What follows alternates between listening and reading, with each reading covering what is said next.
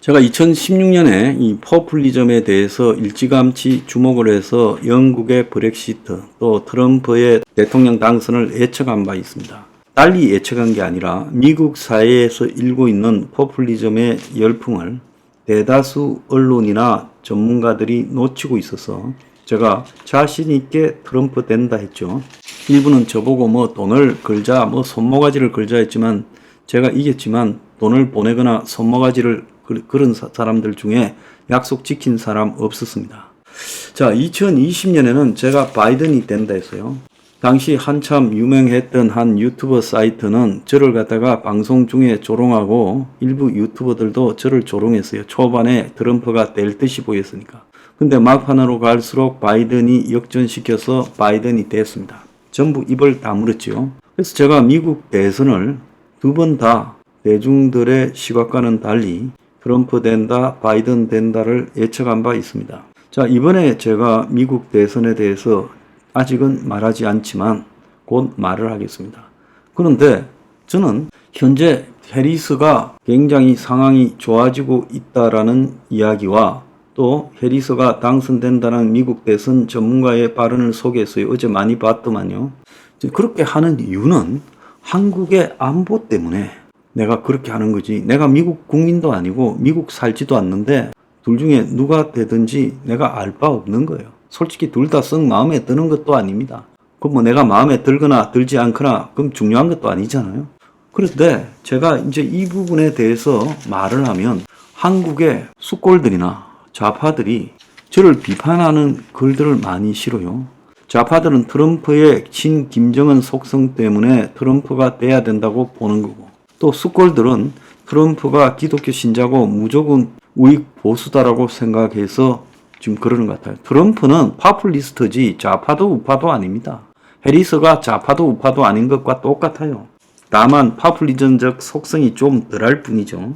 중요한 것은 한국의 안보에 불행히도 미국이 결정적인 역할을 하고 있고 한국 안보를 위해서는 지금 바이든 정책을 개성하는 해리스가 당선돼야 된다라는 한국 우선 관점에서 저는 해리스를 말하는 겁니다.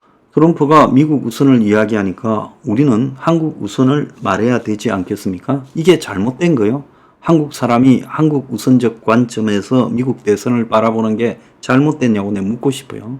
자, 이런 게 불편한 인간들은 한국인이 아닙니까? 자, 뭐 그런 희망사항을 말하는 것과 관계없이 객관적으로 지금 해리스가 무섭게 치고 올라가고 있습니다. 후보 확정에 대해서는 뭐 벌써 끝내버렸고 형식적으로 대관식만 8월 19일부터 22일까지 3일간 열리는 민주당 전당대회에서 이제 인준받는 절차만 남아 있어요.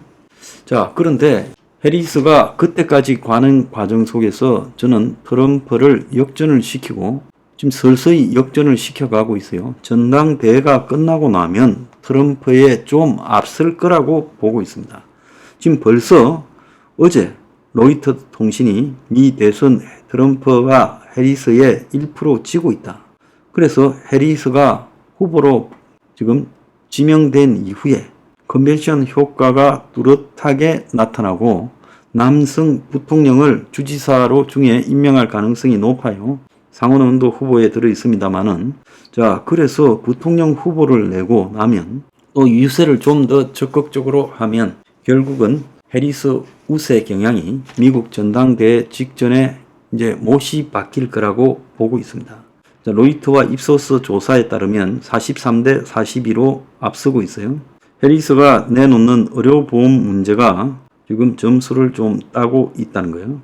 자, 선거 분석 유명한 기관인 538 사이트에 따르면 그 조사에서도 해리스가 45대 43으로 지금 트럼프를 앞서고 있어요. 또 모닝 컨설트가 11,538명을 대상으로 한 조사에서도 해리스가 트럼프를 1% 앞서고 있어요. 그래서 지금 부통령을 임명하고 격전지를 방문하면 해리스의 지지가 더 높아질 거고 민주당 전당대회 이전에 8월 19일 이전에 해리스가 대부분의 조사에서 트럼프를 앞설 거라고 보고 있습니다. 근데 미국은 나라가 커서 전국 단위의 여론조사는 사실상 별 의미가 없고 경합지가 중요한데요. 자, 경합지 조지아에서 어제 해리스의 연설이 있었는데 10,000명이 모여서 열광을 했다는 거예요. 그래서 해리스 유세 현장의 열기가 매우 강력했다. 그래서 민주당 지지자들이 졌다고 다 포기했다가 지금 해리스로 결집하는 속도가 매우 빨라지고 트럼프 대세론을 흔들고 있다는 거예요.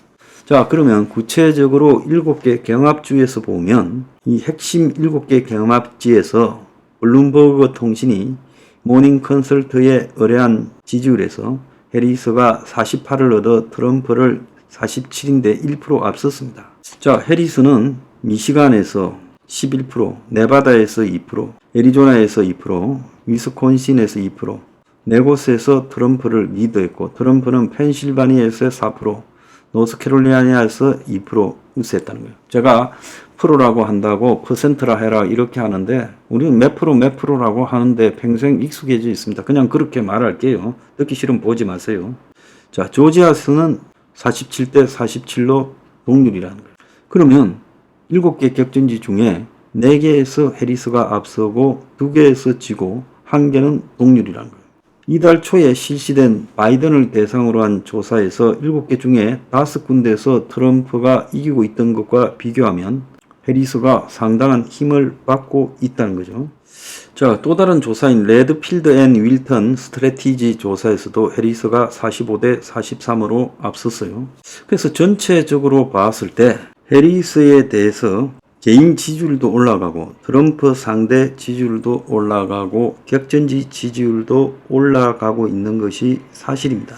자, 이런 상황에서 한국의 언론의 보도가 참으로 희한해요. 오늘 조선일보는 해리스의 본격 무대로 트럼프 대세론 주춤하는 걸까라는 보도에서 최근에 후보 사퇴 이후에 실시된 해리스 대 트럼프 여론조사에서 8건 중 해리스 2건, 나머지 6건은 트럼프가 우세였고 격전지에서도 트럼프가 모두 우세다. 그러니까 이건 어제 저녁을 관점으로 기사를 썼는데 어제 밤 사이에 해리스가 우세한 4개 정도의 전국 여론조사가 추가됐어요. 전국 경합지에서도 해리스가 우세하다는 것도 나왔어요. 자, 그럼에도 불구하고 선거일이 90여일 남아있는 미국 현지에서는 트럼프 승리를 점치는 전망이 우세하다. 자, 민주당 내에서 해리스는 급진 좌파다. 그래서 바이든은 중도파에 속하고 그래서 급진 좌파 해리스를 좌파를 달래기 위해서 임명했고 해리스는 확장성에 문제가 있다. 그래서 미국 대선이 극우파 트럼프와 극좌파 해리스 대결로 치러지고 있다. 이게 세종연구소 이사장이라는 자가 이런 글들을 지금 썼어요. 그러면서 우파 좌파 대립 속에서 누가 집권하든 미국은 여전히 우리의 입장을 의심하고 있기 때문에 동맹 상호 신뢰가 중요하다. 누가 집권하든이라고 하면서 사실상 트럼프가 당선될 거라고 말하고 있어요. 조선일보 칼럼이.